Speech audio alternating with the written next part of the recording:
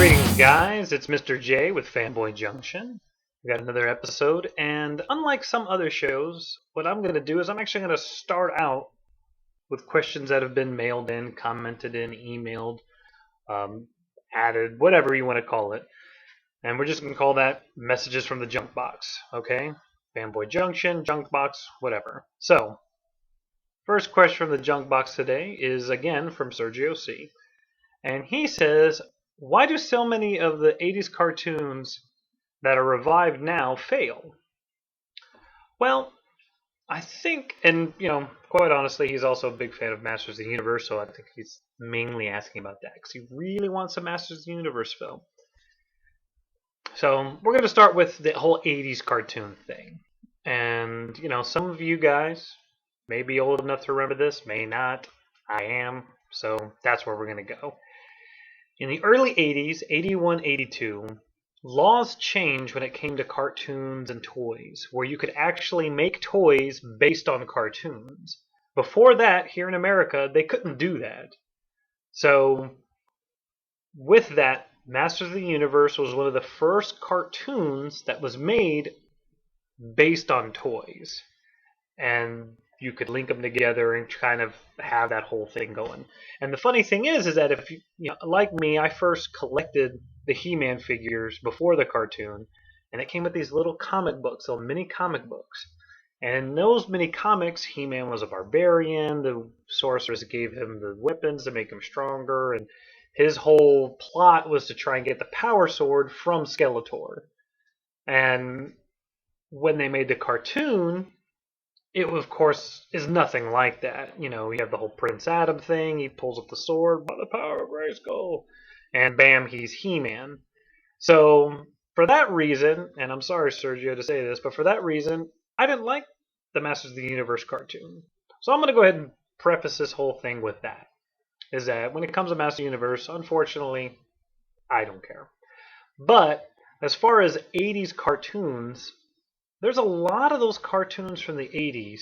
When that law was changed, it was just a floodgate. Or a floodgate was open, and it was just everything. Transformers, G.I. Joe, Silverhawks, GoBots. I mean, they were just any cartoon, and then they would just throw a toy line together. You had Thundercats, and then you had Silverhawks, and you had Tiger Sharks, and then you had, Visionaries, and, of course, G.I. Joe and Transformers. And what kind of, for me, it's kind of that whole thing of like a heyday of here's all these cartoons, and some of them were better than others, but it was all essentially huge commercials to sell toys.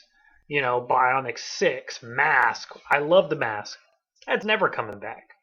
And I think what happens is because at that time, you were in that heyday of cartoons based on toys, or toys and cartoons going hand in hand. The story didn't really matter. The plot or how good these shows were, it wasn't about a good intent story or a good, well-written story. It was just, hey, how do we get as many of these characters cranked in as fast as possible so we can sell more toys?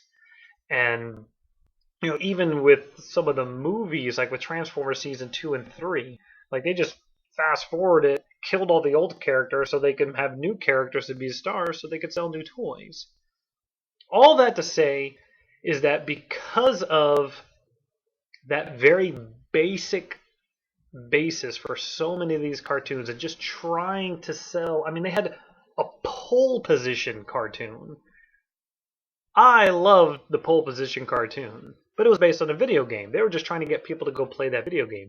You go back, if you watch that cartoon and then play that video game, nothing. I mean, nothing alike at all. Pole position was just a race car game, and kind of at that one.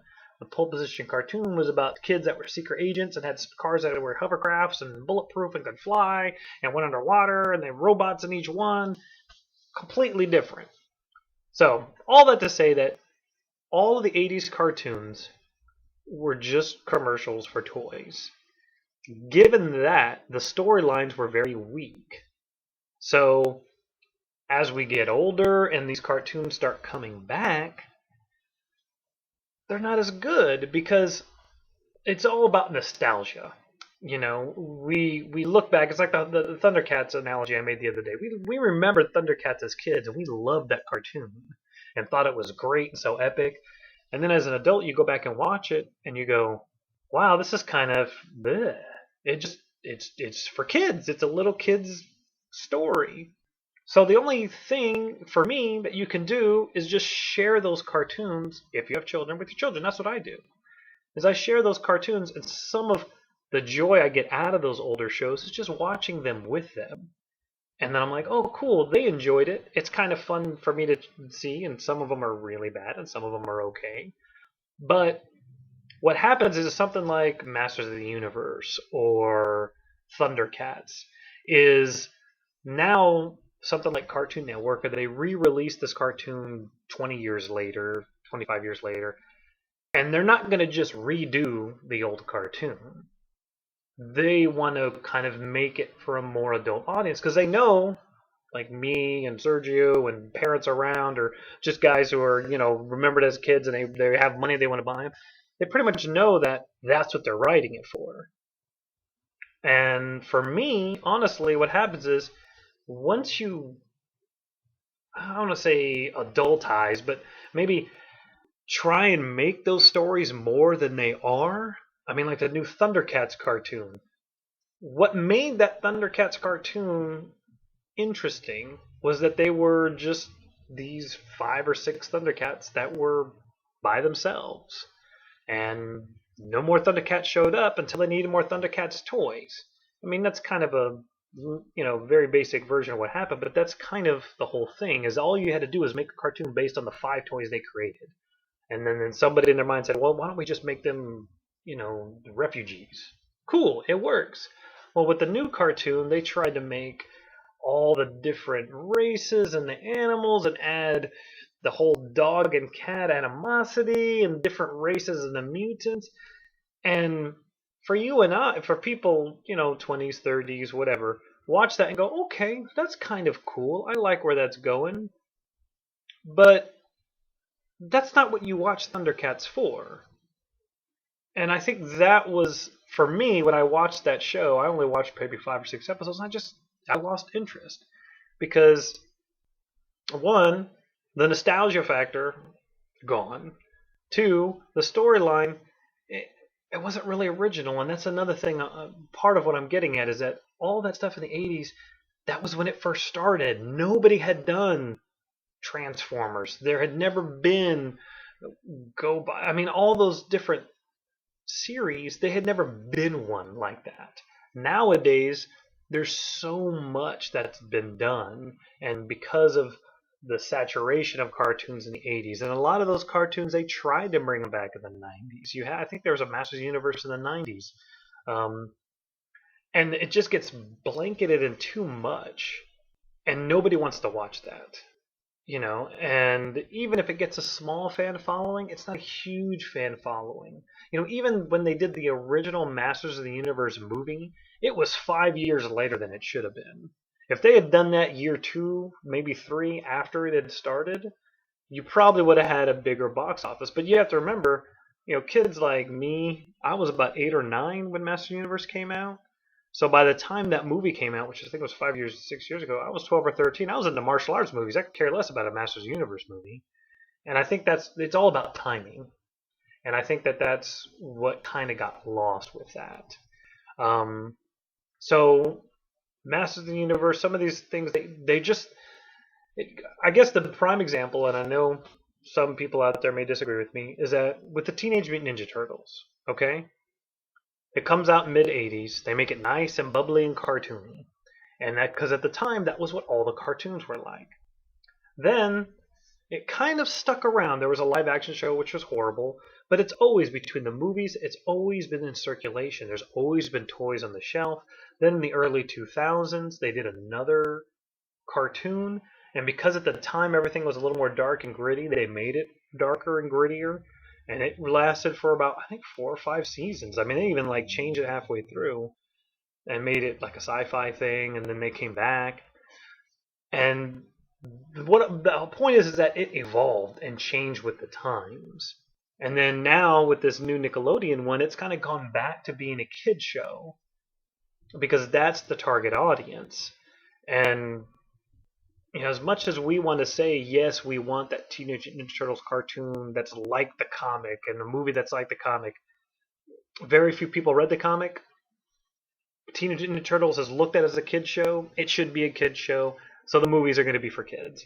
With Masters of the Universe, they did that update, but I can't say it wasn't that good because I didn't watch the whole thing. But the episodes I watched, they were kind of and there was just a little what they tried to do of making it really cool and appeal to older audiences just isolated the kids. And I think there were some toys. I don't know how well the toy line did, but I think that's the whole point of all of this is that with such an oversaturation of a kids version of cartoons in the 80s, and then when we go back and watch them as adults and we go, wow, these aren't any good, we don't want to watch when they redo them. And then they redo them for people who have grown up. So now kids don't want to watch them because they can't follow it. And what happens is then there's no fan base at all. G.I. Joe and Transformers, they've done a great job of every 10 years there's a new cartoon. Every 10 years there's a new figure series. And, then they did the movies. And then, as Transformers movies, say what you will. I loved them. I don't want plot. Just big robots fighting each other. The G.I. Joe thing, on the first film, I see what they were trying to do, but it was crap. The second film, a little bit better. So, Sergio, to answer your question, oversaturation, intended for children. They try and make it for older people, and they don't care because they've lost the interest with the nostalgia. I think that's why you see a lot of these 80s cartoons that they try and revive or make movies. Nobody wants to see it. Nobody cares anymore. I don't really care about whether they do a Masters of the Universe movie. It'd be cool, and if they did it really interesting, I might go see it. But they tried, and it was blah. And the last cartoon I didn't like. So more than likely, if they do a movie, I'm probably not going to go see it. And that may be the opinion of a lot of people. So so I think that's what you're running into, is they try and make the cartoons too adult, so there's no children appeal. And then you get absolutely no fan base. And without a fan base, you're not going to get the toys to sell. You're not going to get anybody to put money to make a movie. So I think that's what happened with a lot of those revivals and why a lot of them failed. So, sorry. All right, question number 2. I think I may have went way too long on that one. Question number 2 comes from Sup FoolHD. And he asked, will they do an Infinity Gauntlet movie? What he's talking about is in the Marvel Comics, Thanos, who is a big villain in the Marvel Comics, a cosmic level villain. That you don't know what that means. It just means he's big old god and runs around space trying to destroy things. He put together the Infinity Gauntlet, Gold Gauntlet, all these different Infinity Gems. He had to collect them. They've hinted at it in the movies, and this is not a spoiler. It might be a spoiler to the after credit scene, but it's not a spoiler for the movie. At the end of Thor 2, Volstagg and Sif meet with the Collector, and they basically give him one of the Infinity Gems and tell him to keep them because they already have one back in Asgard, and they mentioned that the Tesseract is one of the other Infinity Gems. So, will they do an Infinity Gauntlet movie? I don't know if they'll do the specific story that happened in the comic, because in the comic, Thanos collected all of the jewels for the Infinity Gauntlet, and then he tried to destroy the universe, and all the celestial godlike beings of the Marvel Universe, Eon and Adam Warlock and Galactus and all these other crazy big characters came and fought him, and there was this whole storyline based around that. I don't think that they're going to do that level because they haven't introduced that level of characters in the Marvel Cinematic Universe. I mean, honestly, there's only 7 heroes in the Marvel Cinematic Universe. You got Iron Man, Captain America, Thor, Hawkeye, Black Widow, and Hulk. I'm sorry, 6. Yeah, 6. There's really only 6 heroes. And now they're going to have Quicksilver and Scarlet Witch, so now you've got 8. Ant-Man, 9. So, yeah, okay, you might get up to 10 by the time Avengers 3 is happening, because Avengers 2 is already going to be Age of Ultron.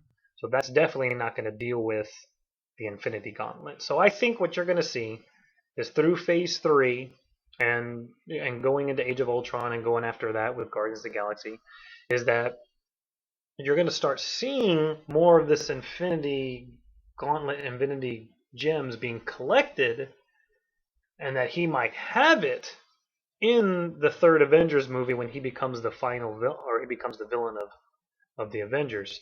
But I don't know if it's going to follow the same storyline. So, to answer your question, they will not. I don't think they're going to do exactly the story from the comic, but the Infinity Gauntlet definitely is going to have a part in Thanos' power when he becomes the ultimate villain, which I suspect will be for Avengers 3. We'll have to see Guardians of the Galaxy, what they do there. Captain America 2, I don't know if they'll, from what I've seen, I don't know if they'll really have anything cosmic level to do. So we'll just have to find out, watching those movies, how far they'll go. But I'm suspecting that the Infinity Gauntlet will be part of those movies, but it's not going to be called Avengers Infinity Gauntlet. It'd be kind of cool if Thanos' quest, which is him getting the rest of the gems, that might be interesting. And maybe Phase 4 deals with Thanos being the ultimate villain, and you have more of the cosmic Guardian Galaxy come in, Adam Warlock being introduced. That would be really interesting, but I don't know how far ahead they've planned everything.